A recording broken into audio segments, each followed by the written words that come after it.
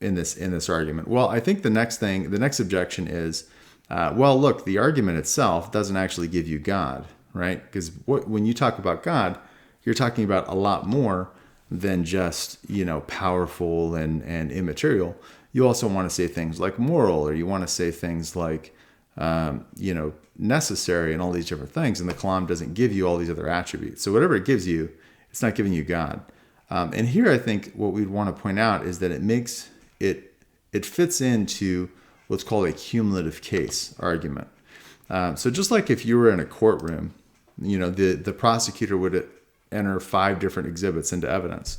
Well, it would be unreasonable to ask the prosecutor to make sure that each bit of evidence by itself fully proves the guilt of the defendant, right? We would certainly allow that maybe each individual piece of evidence doesn't prove his guilt, but taken together, when we start to look at all these things, we start to see that he's guilty.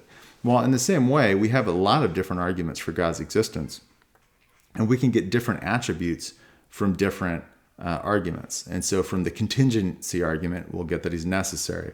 And I think you can get personal from that as well, but you'll definitely get necessary from the contingency argument. From the argument from consciousness, you definitely get that he's personal and that he's immaterial from the argument from consciousness.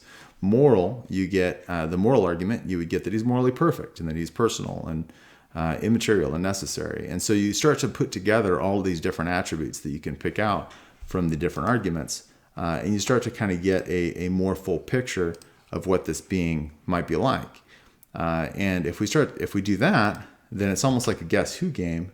And what being are we talking about? If it's not God, what being is personal, immaterial, morally good, morally perfect, powerful, necessary, intelligent?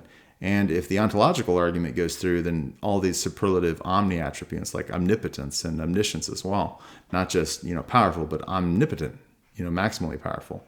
Well, what are the being would this be? It seems like it would be God. And so the cumulative case approach certainly seems like a reasonable approach to take. And I think that it would be disingenuous to say that the Kalam cosmological argument doesn't fit into that it doesn't add to these attributes if successful.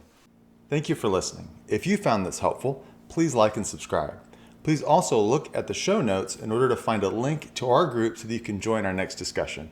I look forward to chatting with you.